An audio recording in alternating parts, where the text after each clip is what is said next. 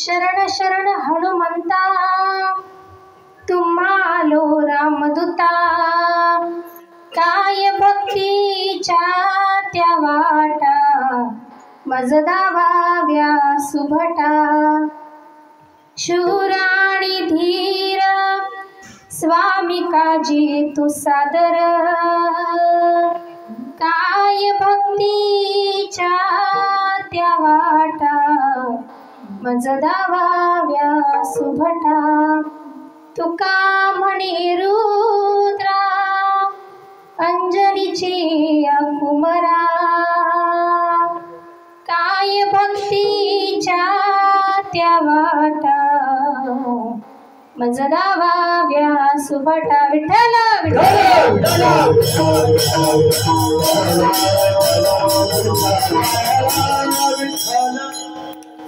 महायोग पीठे तटे भीमदत्त्यं वरं पुंडरीकाय दातुं मुनीन्द्रे समागत्य तिष्ठन्तमानन्दकन्दं परब्रह्मलिङ्गं भजे पाण्डुरङ्गं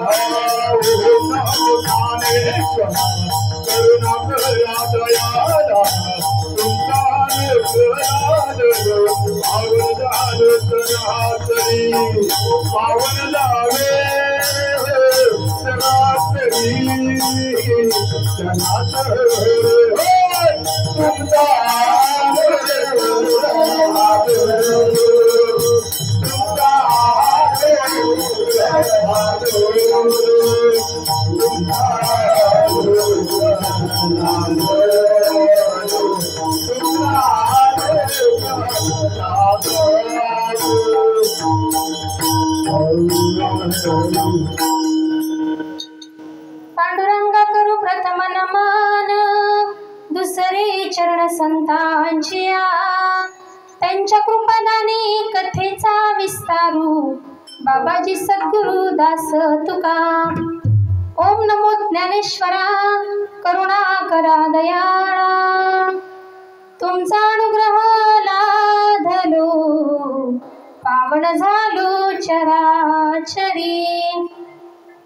जयाच्या श्रीरंग केशरी शोभे तुझ्या पांढरा रंग चित्त हलोभे। हिरवा रंग दे शांती मनाला, नमस्कार माझा त्या तिरंगी ध्वजाला। रायगडी मंदिरी असे माझा राया, चरणी अर्पितो अजन्म ही काया। जगदीश्वराची जडली अखंड ख्याती, प्रथम वंदिते तुम्हा शिव छत्रपती। गुरुर्ब्रह्मा गुरुर्विष्णू गुरुर्देव महेश्वराय, गुरु साक्षात परब्रह्म तस्मै श्री गुरुवे नमः।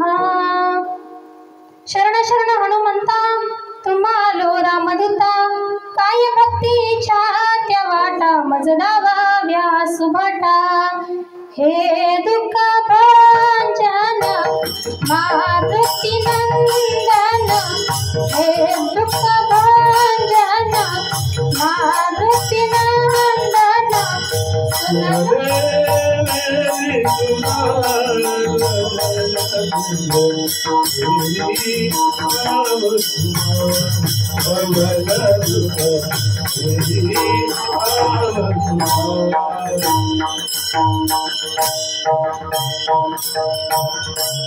शरण शरण हनुमंता तुम्हालो रामदूता, काय भक्तीच्या त्या वाटा मज दावाव्या सुभाटा। प्रस्तुत प्राप्त प्रसंगी प्राप्त वेळी कीर्तन रूपी सेवेकरिता निवडलेला अभंग, वैराग्य मूर्ती वारकरी संप्रदायाचा कळस, देवनिवासी माझे तुकोबराय यांचा 4 चरणांचा उत्कृष्ट असा अभंग कीर्तन रूपी सेवेकरिता निवडलेला असून, तुकोबराय या अभंगामध्ये माझ्या हनुमंतरायांना शरण जातात। विठ्ठल विठ्ठल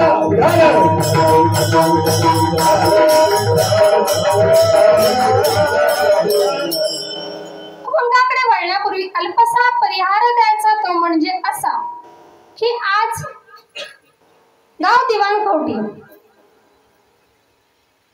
हनुमान प्रासादिक भजन मंडळ, उद्या काय हनुमान जयंती बरोबर। हा बोलत जायचं कीर्तनामध्ये। महिला मंडळ तुमची संख्या जास्त आहे बरं का। जर पाठी जागा आहे ना बसायला, बसून तरी घ्या। कसं आहे उभं राहायला नको, तुमचेच पाय माझे नाही बरं का। असो तर गाव दिवाणखोटी आपण सर्वजण हनुमान जन्मोत्सव आनंदाने साजरा करत आहात। आनंदाची गोष्ट आहे, कीर्तन महोत्सव ठेवला आज जागरचा दिवस बरोबर। उद्या सकाळी हनुमान जयंती पहाटे। हनुमानरायांचा जन्म म्हणजे पहाटे झाला सूर्य उगवायच्या वेळेस। तर आपण काय म्हणतोय, परिहार देतोय इथे येण्याचा योग म्हणजे मी ज्यांना वडिलांच्या जागेवर म्हणते ते म्हणजे हरिभक्ती पारायण माऊली महाराज मोरे, त्यांचा आणि माझा कॉन्टॅक्ट झाला। ते म्हटले आपल्या इथे कार्यक्रम करायचा आहे। ठीक आहे म्हटलं करूया। त्यांच्यामुळे आज तुम्हा सर्वांचे दर्शन झाले, म्हणून प्रथम त्यांच्या चरणावर नतमस्तक होते।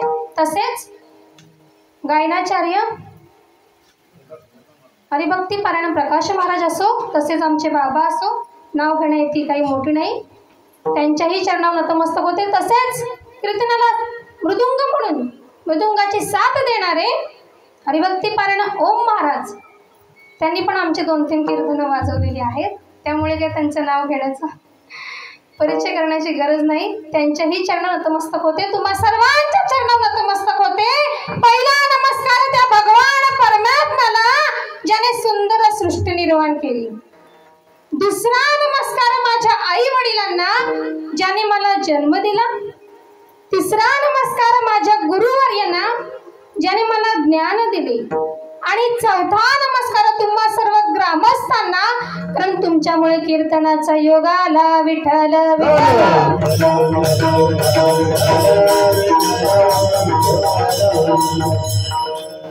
आणि सांगायचं उद्दिष्ट म्हणजे असं की महाराज या गावामध्ये आल्यावर आम्ही हरिपाठाच्या वेळेस आलो. जो परमार्थातला आनंद म्हणजे काय तुम्हाकडून शिकावं, या दिवाणकोटीकडून शिकावं. अतिशय आनंद म्हणजे पंढरीनाथ मोरे आहेत, तसेच आमचे बाबा आहेत. अतिशय आनंद महाराज. या महिला मंडळ काय नाचत होत्या, याला म्हणतात संसार बाजूला ठेवून परमार्थातलं सुख, म्हणून त्यांच्यासाठी आधी टाळ्या वाजवा. सुख हवे, आनंदावर चेहऱ्यावर प्रसन्नता हवी, हवे ना. काल आम्ही कार्यक्रमाला गेलो होते, एका जागी, नाव सांगत नाही गावचं. अरे आहात असं तरी ना, किमान माझ्याशी बोला तरी, तर मला कळेल तुम्ही कीर्तनात आहात. बरोबर आहे ना. तुमच्या इथे येऊन एवढा प्रसन्न वाटलं, अतिशय आनंद महाराज. काय हरिपाठाचा आनंद घेतला. हा सुख सोहळा स्वर्गी नाही. जोपर्यंत या पृथ्वीवर आहात तोपर्यंत हा मनुष्य देह आहे ना, तोपर्यंत परमार्थ करा महिला म्हणतात. संसार बाजूला ठेवा रे. संसार संसार काय, संसार दुःख आहे. काय संसार दुःख आहे, म्हणून संसाराला बाजूला करा आणि या परमार्थात या. या मंडपात ज्याने पुण्य कमवलंय ना, तोच मनुष्य या मंडपात येतो. ज्याने काही पुण्य कमवलेलं आहे, कुत्री मांजरे येतात येतात नाही, फक्त इथं मनुष्य येतो. म्हणून तुम्ही आलायत ना, तर कीर्तनाचा आनंद घ्या, श्रवण करण्याचा आनंद घ्या. म्हणून तुम्हा सर्वांच्या चरण हनुमंताच्या चरण नतमस्तक होते. मस्तक हे पायावरी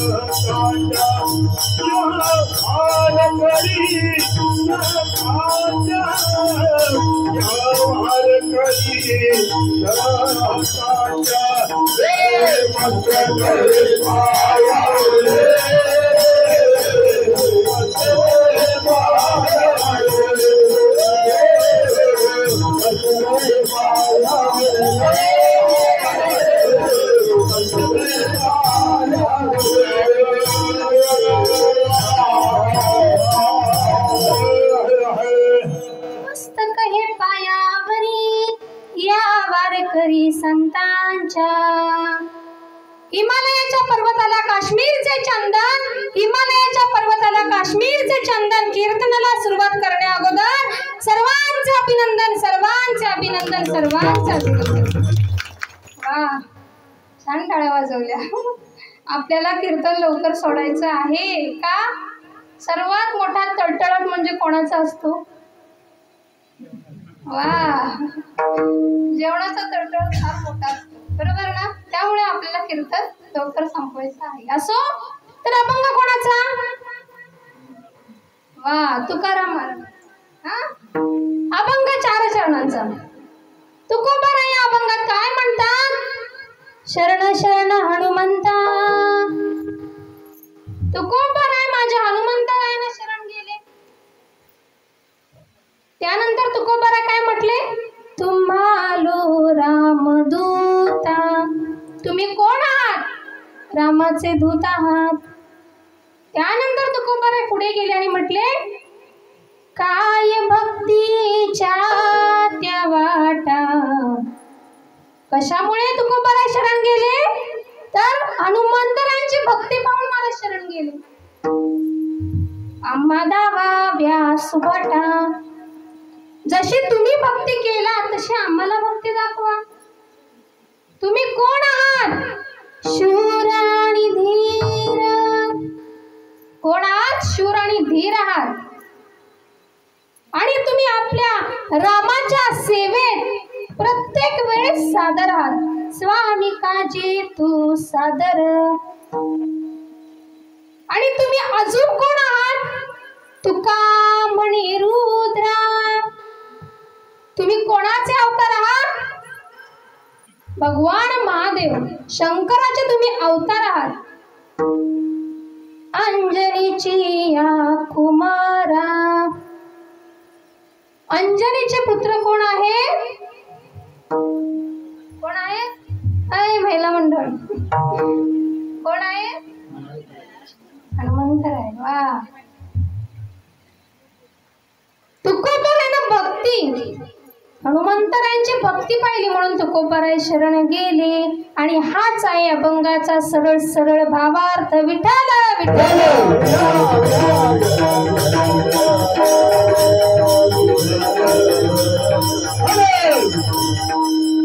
आता झोपल्या तरी चालेल, झोपू नका. असो तुकोबाराय म्हणतात त्याआधी आपण हनुमंतरायांचा जरा जन्मोत्सव पाहू. उद्या जन्मोत्सव आहे पण जरा धावता धावता का होईना प्रवेश करून मग पुढे जाऊ.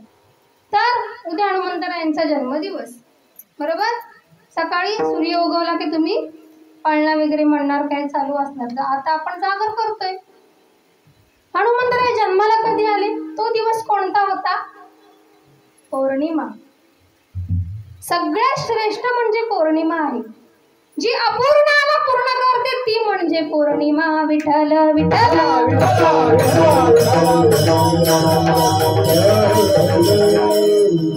अपूर्णाला पूर्ण करते ती म्हणजे पौर्णिमा. हनुमंतरायांचा वर्षाच्या पौर्णिमा किती किती? आमच्याकडे 24 आहे. तुमच्याकडे किती आहे?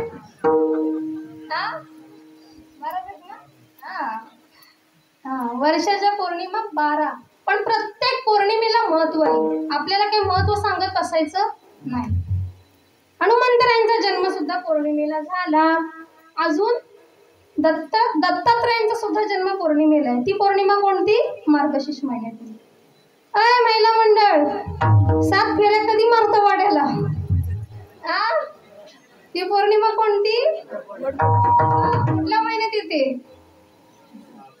जून नाही, ज्येष्ठ. आपण मराठी माणूस आजकाल इंग्लिशचं प्रमाण जास्त आहे. असं विठ्ठल विठ्ठल.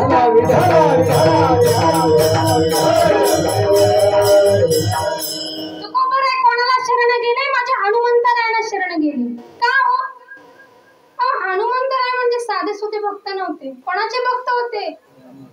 वा आनंद वाटला. अशी बोलणारी मंडळी हवी. बोलणार असं कीर्तन करायला हुरूप येतो. मात्र पटापटा बोलायचं. असो तुकोबाराय हनुमंतराय रामाचे भक्त. काय भक्ती महाराज केली हो. साधे भक्त नव्हते हनुमंतराय म्हणजे. अरे ज्याने रावणाची दाढी जाळली महाबळी होते. महाबळी कोण होते? हनुमंतराय महाबळी. आणि रावणाची दाढी जाळली. साधे भक्त नाही महाराज. लंका सुद्धा जाळली. कोणाची लंका जाळली? सोन्याची लंका जाळली. काय हनुमंतराय म्हणजे त्यांना नामाची ताकद होती. कोणाच्या नामाची ताकद होती? राम नामाची ताकद होती. तुकोबाराय का शरण गेले की ऐका, ज्या वेळेस रावणाचं आणि रामाचं युद्ध चालू होतं, किती दिवस युद्ध होतं? 72 दिवस. किती? 72 दिवस. आणि रामाचं आणि रावणाचं युद्ध चालू होणार होतं. प्रभू रामजी आणि रावण युद्धभूमीवर येतात. कुंभकर्णाला कळतं. कुंभकर्ण म्हणतो, दादा, रावणाला म्हणतो बरं का, दादा ऐक, तू नको जाऊ, मी जातो युद्ध करायला. बरोबर. आणि रावण आपलं काय विचार करतो, आता कुंभकर्ण म्हणजे काय, झोपाळू माणूस. याला जर ते वानर सेना आली आणि यांनी जर त्यांना खाल्ल्यानंतर हा इथंच झोपेल, युद्ध पण होणार नाही आणि राम पण जाणार नाही. कुंभकर्ण म्हणतो, दादा चिंता नको करू रे, मी आहे ना, मी बरोबर करतो, आज रामाला मारणारच. रावणाला आपला विश्वास बसतो, ठीक आहे, एवढा आत्मविश्वासाने बोलतोय ना, तर नक्की काहीतरी करेल. युद्धभूमीवर जातात. प्रभू रामचंद्र युद्धभूमीवर येतात. उन्हाचे दिवस, उन्हाळा. आता प्रभू रामचंद्र म्हणजे कोणाच्या कुळातील? सूर्यदेवाच्या. आणि युद्ध चालू होतं महाराज. कितीतरी बाण सोडत तरी काही कुंभकर्ण मरेना. हनुमंतरायांना कळतं. हनुमंतराय येतात. प्रभू थांबा, मी आलोय. रामाना मात्र फार घामाघूम झाले असतात. प्रत्येक प्रभू रामचंद्रांचा थेंब त्या जमिनीवर पडत असतो. आणि त्यानंतर हनुमंतराय म्हणतात, प्रभू अहो तुमच्यामुळे आज ही सत्ता चालते, आज हा सूर्य चालतोय, तो कोणामुळे चालतोय? तुमच्यामुळे चालतोय. मी आहे ना, तोपर्यंत तुम्हाला युद्ध करायची गरज नाही. तुझी या सत्तेने वेदासी बोलणी, तुझी या सत्तेने वेदासी बोलणी,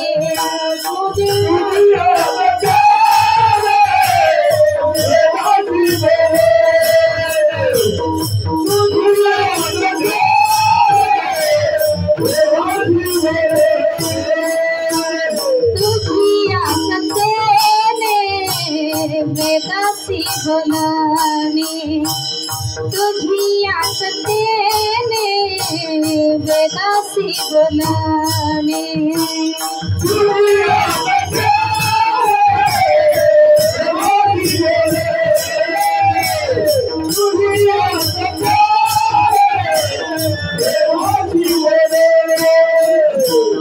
सूर्यासी चालणी, सूर्यासी चालणी, तुझी या बळे, तुझी या सत्तेने वेदासी बोलणी, या सत्तेने वेदासी बोलणी.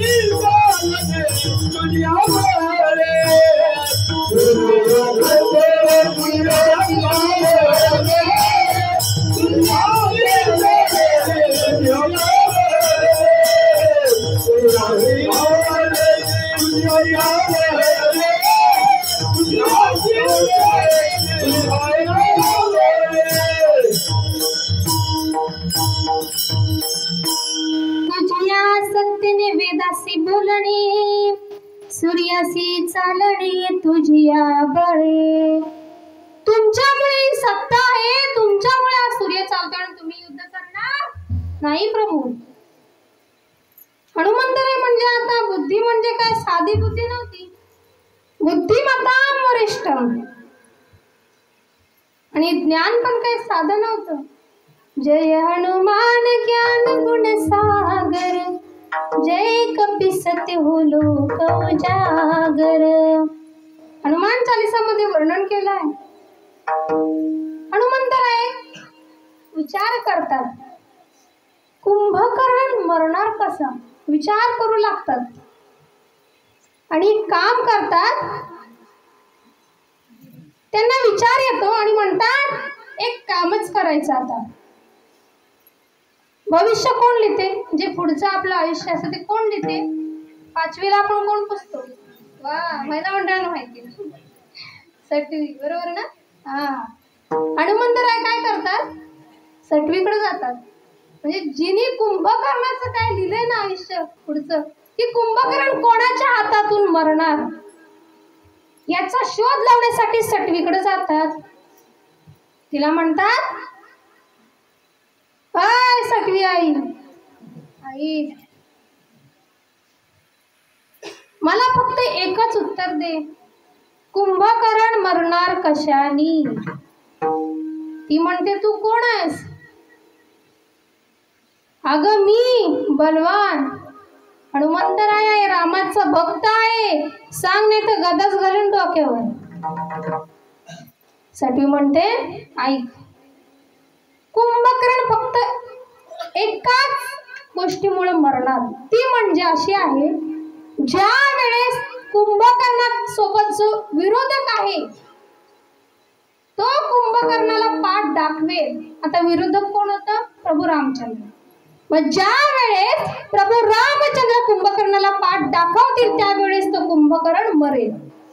हा, आता हनुमंतराय येतात युद्धभूमीवर. परत हनुमंतराय युद्धभूमीवर आल्यावर आता प्रभू रामचंद्रांना पाठमोरी करणार कशी? कारण सूर्यदेवाच्या वंशातील माणसं पाठ दाखवत नाही. आता विचार करू लागतात, काय करू बरं, काय करू बरं. त्यानंतर आपल्या शेपटीला म्हणतात, हे शेपटी आई, एक काम करायचं, प्रभू रामचंद्रांना त्रस्त करायचं, जायचं आणि शेपटीने त्यांना गुदगुल्या करायच्या, त्यांना त्रस्त करून टाकायचं आणि पाठ फिरवायलाच लावायची. शेपटी माता म्हणते, अहो प्रभू, एवढं करण्यापेक्षा एक काम करा ना, तिकडे जा आणि त्यांना सरळ करा की उलट करा ना, त्यात काय एवढं? नाही, तुला जेवढं सांगितले ना तेवढंच कर. ठीक आहे. ती जाते आणि प्रभू रामचंद्रांना गुदगुल्या करण्यास सुरुवात करते. काके तिकडं करते, तिकडं करते.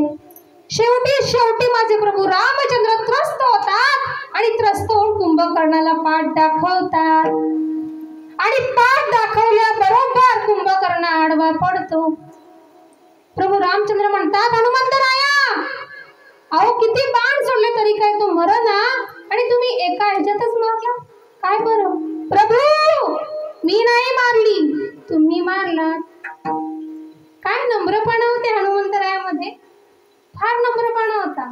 प्रभू, मी नाही मारली, तुम्ही मारलात, मी फक्त एक शोध लावून आलो, तर सांगेल काय आहे. आणि त्यानंतर तुकोबारायांना सुद्धा एक कळलं. तुकोबाराय म्हणजे संत महात्मे काय साधे नाही महाराज, प्रत्येक गोष्टीचा शोध लावला, प्रत्येक गोष्टीचा. या एका कारणामुळे माझे तुकोबाराय शरण गेले. आणि दुसरा कारण म्हणजे जो पांडुरंग परमात्मा जो विटेवर उभा आहे त्याला प्राणदान देण्याचं काम सुद्धा माझ्या हनुमंतरायाने केले. म्हणून तुकोबाराय हनुमंताला शरण गेले. अभंगाचं प्रथम शरण शरण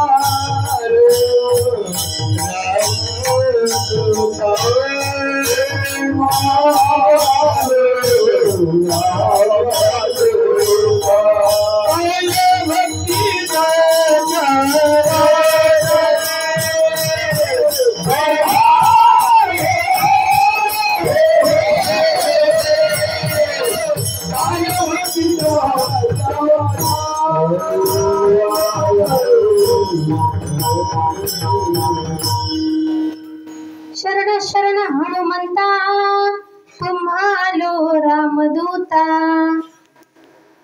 का शरण गेले? हनुमंत आहे बुद्धिमत्ता. आणि दुसरं कारण म्हणजे भक्ती. तुम्ही रामाचे दूत आहात, रामाचे सेवक आहात. अहो काय सेवा केली प्रभू रामचंद्रांची. एक दिवशी माझी सीतामाई शृंगार करत असते, आरशासमोर बसून शृंगार करत असते. आता शृंगार करत असताना भांगेमध्ये कुंकू भरते महाराज. काय भरतात पहिला म्हणजे? कोणाच्या नावाचं आपण भरतो? मालकाच्या नावाचं. पूर्वी मग पहिला करायचे असं. तर माझी सीतामाई आरशासमोर बसून आपल्या भांगामध्ये प्रभू रामचंद्रांच्या नावाचं कुंकू भरत असते. आणि तिकडून हनुमंतराय येतात. हनुमंतराय म्हणतात, आई काय करताय? तुमच्या रामाच्या नावाचं कुंकू भरते. का बरं? अरे कुंकू भरलं की मालकाचं आयुष्य वाढत असतं. जसं मालकाचं आयुष्य वाढत असतं ऐकल्यावर माझे हनुमंतराय बाजारात गेले आणि शेंदूर घेतला आणि तो पार सगळा शेंदूर आपल्या अंगाला लावला. म्हणून हनुमंतराय कसे आहे? कोणता कलर आहे? कोणता रंग आहे? शेंदुराचा. ते कारण आहे. सगळं शेंदूर आपल्या अंगावर घेतला आणि लाल झाले. का? तर प्रभू रामचंद्रांना आयुष्य मिळावं. सीतामाईने बघितलं. सीतामाई म्हणते, हनुमंतराय काय केलं ते? का बरं असं केलं? अहो तुम्ही तर एवढंच फक्त भांग भरलात म्हणून माझ्या मालकाचं आयुष्य एवढं वाढल म्हटलात. पण मी तर त्यांचं भक्त आहे, मी सेवक आहे. मी त्यांचं भक्त आहे, मी सेवक आहे. आणि जर मी माझ्या पूर्णच ते शेंदूर अंगावर ओतून घेतलं तर माझ्या प्रभू रामचंद्रांचं किती आयुष्य वाढेल.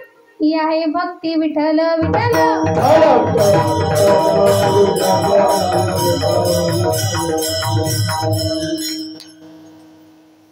तुकोबाराय अजून एकदा शरण का गेले? तर भक्तीमुळं.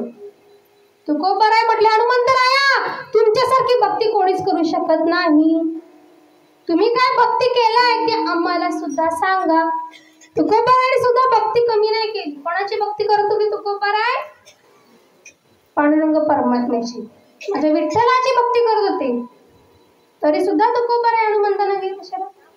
आणि नुसते शरण एकदाच नाही तर शरण शरण दोनदा शरण गेले. तेवढ्यावर थांबले नाही. त्यानंतर तुकोबाराय म्हटले जी. काय म्हटले? जी. मावशी आपण जी कधी म्हणतो? आदरणीय व्यक्ती असेल तरच आपण, नाही बाबा बरोबर आहे ना? पण आजकाल काही जी सुद्धा राहिलं नाही आणि जी सुद्धा राहिलं नाही, बी सुद्धा राहिलं नाही असं. शरण शरण. त्यानंतर पुढे म्हटले काय? जी. काय त्या मारुतीरायाचं महत्व आहे? काय शक्ती? तेवढं नाही. शरण शरणाची हनुमंता तुम्हाला रामदूता. मी तुम्हाला शरण आलोय. का? तर मला तुम्ही जी काय भक्ती केलायत ना ती सांगा. काय रामनामाची ताकद होती. अहो दगड तरली. राम नाम आधार जिनेओ, राम नाम आधार जिनेओ, जल में राह बनाते हैं. जिन पर कृपा करे रामो पत्थर भी तर जाते हैं. जिन पर कृपा करे रामो पत्थर भी तर जाते हैं. काय तरले? दगड तरली. कशामुळं? हनुमंतराय फक्त काय करत होते? नामस्मरण. तुम्ही आम्ही नामस्मरण केलं तर तरणार नाही? करू ना? कशावर करू? नामावर आपण विजय मिळवू शकतो. अरे तुकोबारांना शरण यावं लागलं. तुकोबार काही साधे नव्हते, नामाची ताकद होती. यम आपल्या सर्वांचा बाप बसलाय, तुम्हा आम्हाला न्यायला बसलाय. त्याच्या घरी तुकोबारांच्या घरी भांडी घासत होता यम. काळ गुलाम सलाम करी तुको या घरी राबत असे. तुकोबारांना सलाम करत होता कोण? यम. तरी तुकोबार हनुमंताला शरण गेले. तुकाराम तुकाराम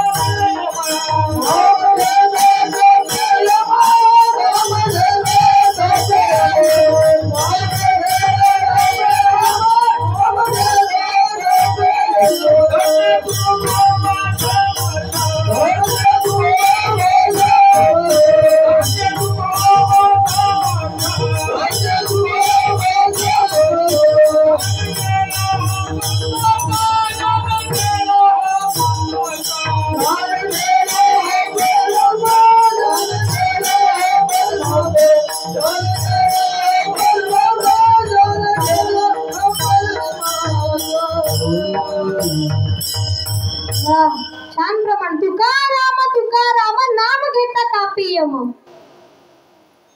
नाम जरी घेतलं तरी यम थरथरायचा. तरी तुकोबार हनुमंताला शरण गेले. कशामुळे? तर हनुमंतरायाची भक्ती पाहून हनुमंतरायाला शरण गेले.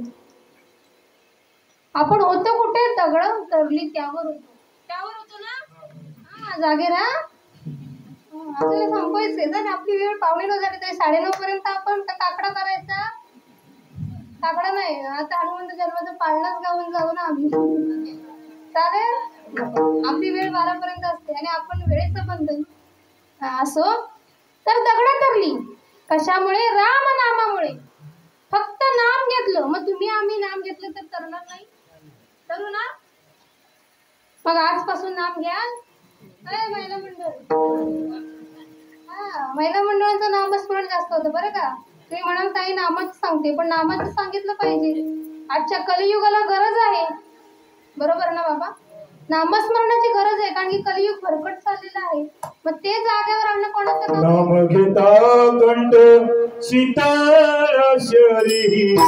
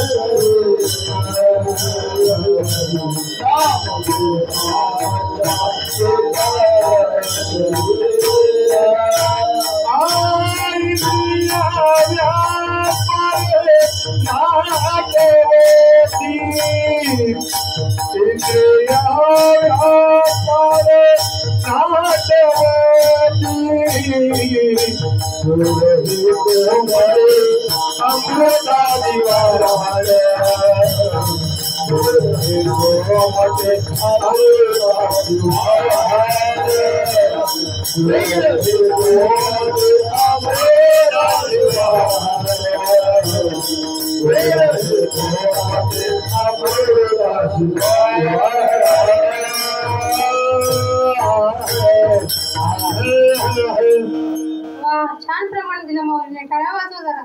आनंद घ्या रे. असे टाळ्या वाजवून म्हणजे मला वाटतं तुम्ही जागे आहात. टाळीमध्ये सुद्धा शक्ती आहे. असो. तर दगड धरली आपण त्यावर होतो महाराज. कशामुळे? नामामुळे धरली. अरे रावण सुद्धा पापी होता, तरी दगड धरली. का? ज्या वेळेस हनुमंतरायांच्या हातातून दगड धरली, कोणाला कळलं? रावणाच्या सैन्याला कळलं. सैन्य सगळे रावणाकडे गेले. म्हटले, राजा ऐका ना, त्या हनुमंतरायाच्या हातातून दगड धरली. तुम्ही तर त्याच्यापेक्षा राजा. तुम्ही त्याच्यापेक्षा शक्तिवान आहात, हुशार आहात. तुमच्या हातातून पण तरली पाहिजे. आता रावण मात्र विचार करू लागतो, काय करू. मग रावण एक काम करतो, कुंड घेतो, दगड घेतो आणि दगड हातात घेतल्यावर सगळ्या सैन्याला म्हणजे तुम्ही असे उभे राहा, कुंड समोर, रावण इथं, आणि दगड हातात घेतले मंत्र म्हणतो. पण मंत्र सुद्धा काय म्हणतो, तुला राम नामाची शपथ आहे, तुला राम नामाची शपथ आहे, तू तरलाच पाहिजे. आणि दगड पाण्यात टाकतो, दगड तरतात. सर्व सैन्य म्हणतात रावण महाराज की वा जय म्हणतात. आणि त्यानंतर रावण घरी येतो. घरी आल्यावर आता आपला पती पाण्यात किती हे कोणाला माहिती असते, कोणाला माहिती असते बाबा, आपल्या बायकोला माहिती असते बरोबर. पतीने बाहेर किती पण काही वा वा वा वा आपलं आपलं माझं माझं करू, पण घरी आल्यावर मात्र मांजरच आणा, बरोबर ना. तसं रावण घरी येतो. मंदोदरी त्याची पत्नी म्हणते, मला कळलं तुमच्या हातातून दगड तरली, असं होऊच शकत नाही, नक्कीच काहीतरी घोटाळा हाय. तुम्ही मला पहिलं सांगा, तुम्ही किती पाण्यात आहात हे मला माहिती. रावण म्हणतो, अगे गप ना, तुला काय करायचं ग, केलंय ना काहीतरी, तरली ना दगड, तरू ते, झाला विषय. आता नाही, तुम्ही मला सांगाच. मग रावण म्हणतो, इकडे तुझ्या कानात सांगतो, कोणाला सांगू नको. मी फक्त एवढंच म्हटलं, तुला राम नामाची शपथ आहे, तू तरला पाहिजेस. पत्नी म्हणते, मला माहितीच होतं, नक्कीच काहीतरी तुम्ही गोंधळ केलाय, पण आपल्याला सांगण्याचा उद्देश काय आहे, भक्ती. कसली भक्ती केली, तर नामाची भक्ती केली माझ्या हनुमंतरायाने. म्हणून तुकोबराय शरण गेले. कशामुळे, भक्तीमुळे. फक्त हनुमंतराय एकच काम करायचे, काय म्हणायचे, मुझको कीर्ति न वैभव यश चाहिए, मुझको कीर्ति न वैभव यश चाहिए, राम जी के ही नाम का रस चाहिए, राम जी के ही नाम का रस चाहिए. काय हवंय, फक्त रामजीच्या नावाचं रस होतं त्यांच्याकडे, बाकी काही नव्हतं, काहीच नव्हतं. फक्त ज्ञान होते, बुद्धिमत्ता होते, पण कशामुळे, माझ्या प्रभू रामचंद्रांच्या नामामुळे. एवढी नामाची शक्ती होती हनुमंतरायांकडे. आणि भक्ती सुद्धा अशी केली की त्यांचं हृदय जरी पडलं तरी फक्त काय होतं, प्रभू रामचंद्रांचं. आणि सीतामाई होत्या. आपलं हृदय पडलं तर काय दिसलं हृदय, असं सांगण्याचा भाग नाही. तुम्ही म्हणाल काही काय तो म्हणते, आपलं काम नाही सांगायचं. आणि दुसरी गोष्ट म्हणजे विनोदी कीर्तन नसावं. बाबांचा अभ्यास आहे म्हणून त्यांनी ओळखलं. कारण की आजकाल बाबा कीर्तन म्हणजे विनोद केले, बरोबर माऊली. कीर्तन म्हणजे विनोद झाले. आपण नावं ठेवायची नाही, आपण दाखवायचं नाही. प्रत्येक कीर्तनामध्ये नम्रपणा हवाय पाहिजे. अरे आळंदीत जर तुम्ही गेलात, आज मी 2 वर्ष झाले आळंदीला बाबा, आळंदीचा अभ्यास करते. आळंदीमध्ये जर गेला तर विनोद चालणार नाही. कोणतेच महाराज म्हणत, चैतन्य महाराज देखील बघा विनोद चालणार नाही. काय चिंता नाही हो, विनोद नाही करणारे. डोळे तलाव नाही तरी सुद्धा भरून येतात, डोळे तलाव नाही तरी सुद्धा भरून येतात. निसर्ग बायको नाही तरी सुद्धा रुसली जाते, निसर्ग बायको नाही तरी सुद्धा रुसली जाते. ओठ कापड नाही तरी सुद्धा शिवले जातात, ओठ कापड नाही तरी सुद्धा शिवले जातात. आणि माणूस वातावरण नाही तरी सुद्धा बदलला जातो. बदलतात ना, बदलतात की नाही. आमच्या आईकडे बदलतात. आमच्या आईत कधी बदलतं म्हणजे ज्यावेळेस भावकीची मीटिंग लागली, सण आला, शिमगा आला, गणपती आला की लोक आमची बदलणार.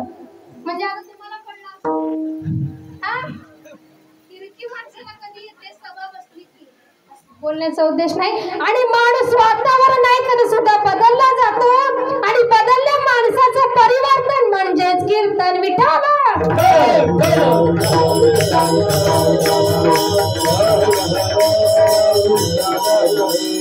कळलं कीर्तन म्हणजे काय. कीर्तनाच्या माध्यमातून लोकांना प्रबोधन करायचं की बाबांनो नाम घ्या, देवाला शरण जा. म्हणून या शरण जावे सर्व भावे देवासी. देवाला शरण जा, हनुमंतरायाला शरण जा. एक नेहमी विचार करा महाराज, आज मी सुद्धा इथे उभी आहे कोणाच्यामुळे आहे? हनुमंतरायांमुळे आहे. कोणामुळे आहे? हनुमंतरायांमुळे आहे. प्रत्येक कार्याला निघताना फक्त त्यांचं दर्शन घेऊन जा. प्रत्येक कार्यक्रमाला तुम्हाला यश मिळाल्याशिवाय राहणार नाही. आणि एक सांगायचा उद्देश म्हणजे एवढंच सांगेल तुम्हाला, आपल्या मंदिरात रोज आरती होते असो, पण नेहमी घेऊ नका. पण बाबा शनिवारी तरी आरती घ्या. फक्त शनिवारी 4 माणसं का होईना देवाची एकच मिनिट आरती, संत्रांडे उठांडे ती एवढीच तेवढी आरती घ्या. गणपतीची आरती आणि त्यांची आरती घ्या. नक्की तुमच्या या दिवाण खवटीवर ते हनुमंतरायाची कृपा झाल्याशिवाय राहणार नाही एवढा शब्द असेल. त्यावेळेस तुम्ही माझी आठवण काढाल की कोणतरी ताई आली होती, तिने सांगितलं होतं. म्हणून दररोज नका घेऊ, कामाचे व्याप असतात, पण शनिवारी तरी का होईना आमच्या मंदिरात रोज आरती होती आमच्या गावाकडे. म्हणून त्या हनुमंतरायाची आमच्या अजलिगावर कृपा आहे. अरे एवढा कोरोनाचा काळ आला तरी एक सुद्धा माणूस महाराज कोरोना झाला नाही. कोणामुळे? त्याच्या नामामुळे. मग जर तुम्ही सुद्धा जर त्या हनुमंतरायाची भक्ती केला, श्रद्धा केला, तर तरल्याशिवाय राहणार नाही. विठ्ठल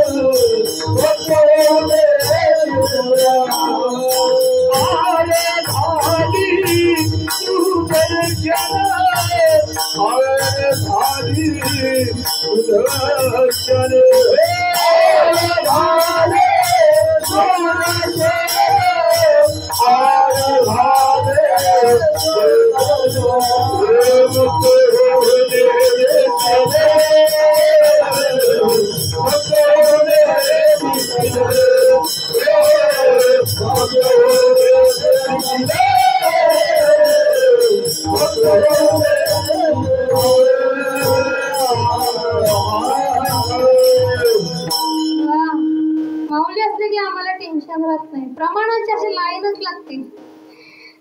त्यासाठी आम्हाला अभ्यास लागता. असं छान प्रमाण दिला. तर आपण काय म्हणतोय? भक्ती पाहतो हनुमंतरायांची भक्ती. आता आपण भक्ती पाहिली. आपली वेळ 9 वाजलेत. भूक लागली 9:30 पर्यंत आपण थांबू. असो, तर आनंद घ्यायचा ना परमार्थाचा. या हनुमान जन्माचा आनंद घ्यायचा. तो भजन करणार, का हनुमंतराय भजन कोणाचं करायचं? मग आपण भजन कोणाचं करायचं? आपण जर रामाचं भजन केलं तर हनुमंतराय प्रसन्न होतील ना. आधी हनुमंतरायांचं भजन करू, मग रामाचं भजन करू, मग हनुमंतरायांकडे बोलू. तर सर्वांनी पहिले 2 हात वर करा. कुठेही बसले असाल, मागे असाल,